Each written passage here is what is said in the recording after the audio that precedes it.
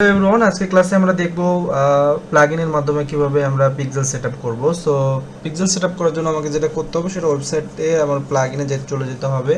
প্লাগইনে যাওয়ার পরে add new plugin, দেন আমি সার্চ করব পিক্সেল ক্যাট।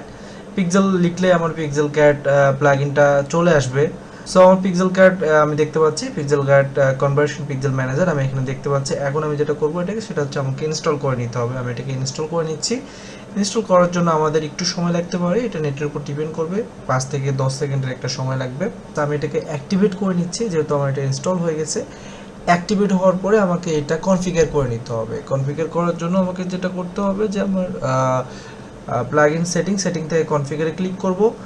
দেন কনফিগারে ক্লিক করলে আমার এখানে একটা ড্যাশবোর্ড আসবে। ওকে, সো ড্যাশবোর্ড থেকে আমি দেখতে পাচ্ছি এখানে বিভিন্ন টাইপের পিক্সেল আমি দেখতে পাচ্ছি। পিক্সেলটা আমি সিলেক্ট করে নিচ্ছি। পিক্সেল আইডি আমার এখানে একটা প্রয়োজন। আমরা যে আইডি অলরেডি পিক্সেলের যে আইডিটা অলরেডি আমরা ক্রিয়েট করে রাখছি, ইভেন্ট ম্যানেজার ক্লিক করব। ইভেন্ট ম্যানেজার ক্লিক করলে আমার যে পিক্সেল আইডিটা ক্রিয়েট করা আছে সেই আইডিটা আমি এখান থেকে কপি করে নিচ্ছি। দেন কপি করার পরে আমি পিক্সেল আইডিতে এটা পেস্ট করে দিচ্ছি। পিক্সেল আইডির এখানে পেস্ট করে দিচ্ছি। আমার কাজ শেষ, আমি জাস্ট এটাকে সেভ করে নিব। সেভ করার পরে আমি আবারও পিক্সেল কাটের ড্যাশবোর্ডে চলে যাচ্ছি। যাওয়ার পরে আমি অল সেটিংগুলোকে সেভ অল সেটিংয়ে ক্লিক করছি।